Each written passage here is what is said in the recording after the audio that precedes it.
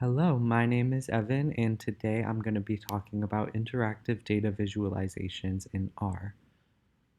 Of course, I'm going to be utilizing Tidyverse, and today I'm going to be exploring the Plotly library, in addition to a few other external data sets that I'll mention in a bit.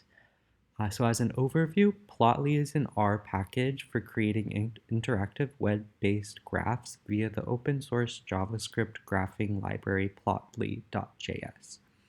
It allows us to transform data into graphics, much like ggplot, but it has several future-oriented features baked in. See for yourself a few of them.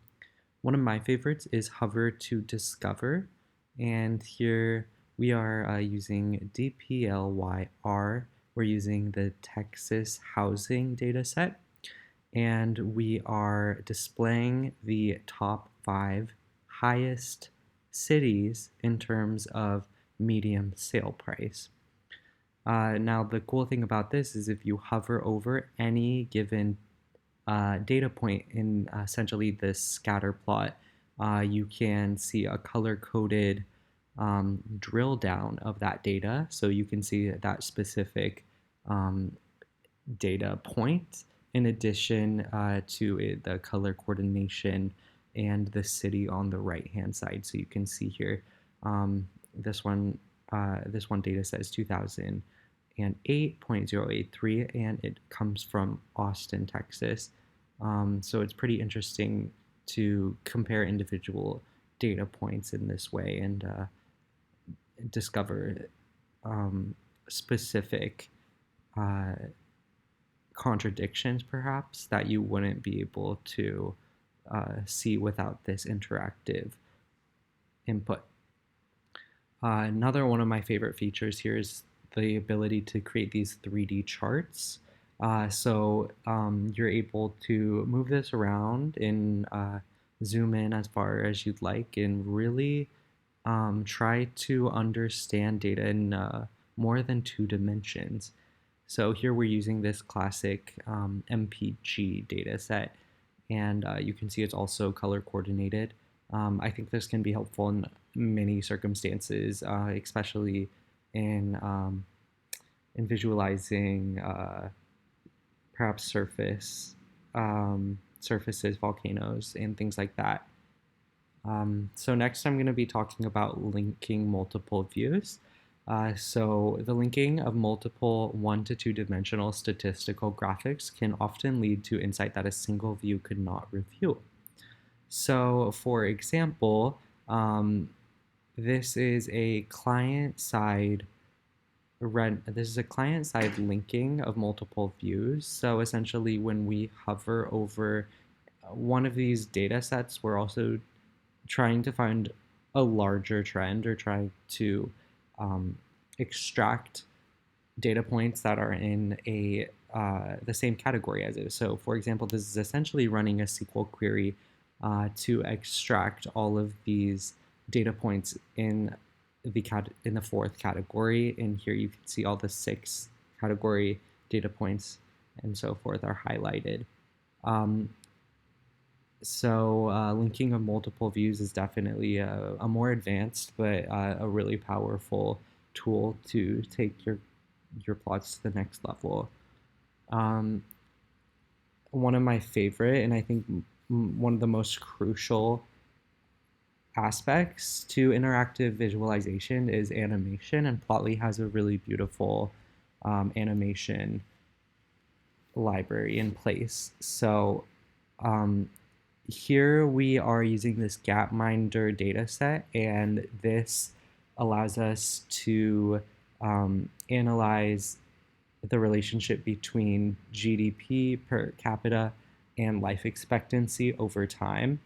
So you can see the dataset begins in 1956 and ends in 2007, and we can actually drag this to whichever year and see that specific plot, or we can begin for the beginning. This is how it looks by default. Same hover to discover effects, color-coded, which is awesome, but that's just the beginning. When we actually click this play button, we can see a smooth animation And this can really help us visualize trends over time, because it's not really effective to always have a facet wrap. And this is a way of visualizing those trends over time in a much more elegant way, in my opinion. So the last thing I'm going to be talking about, and this one is applicable to every single person in the class, and I think this is a simple thing that every person could implement and really take advantage of if you are going to continue to use R. You will likely want to share some of your work with others, and this is a really simple way to do so. So you can export a standalone HTML file using Plotly.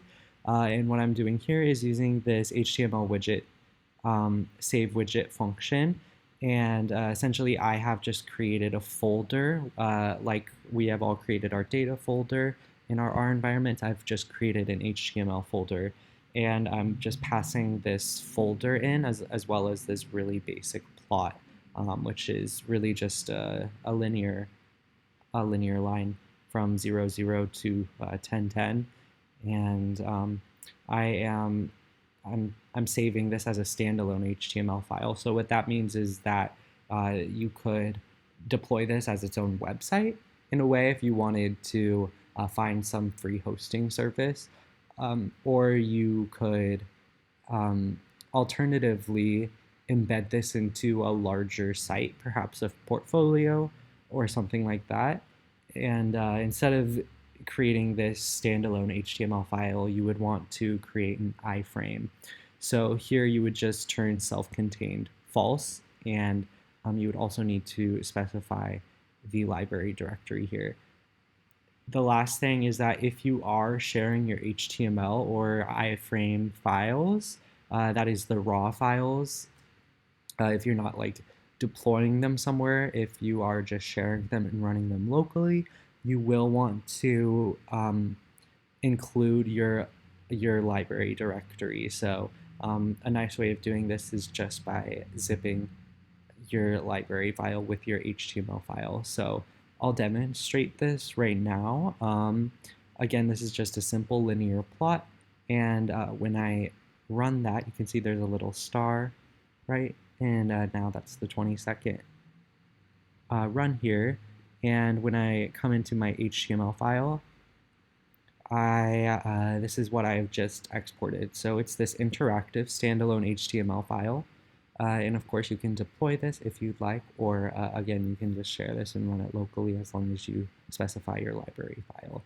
And you can do a bunch of other things right here. You can download it in different formats. You can do some really interesting data selection and things like this. So it is even, it has some built-in interactive features here as well. And this zip file, perhaps I will also demonstrate. And this one does not go into the HTML file, but you can see it just appeared right there. And this is how you could share this amongst others to run locally. So I think these are some really fantastic tools to bring our knowledge into our future careers. And I hope you all enjoy. Thanks.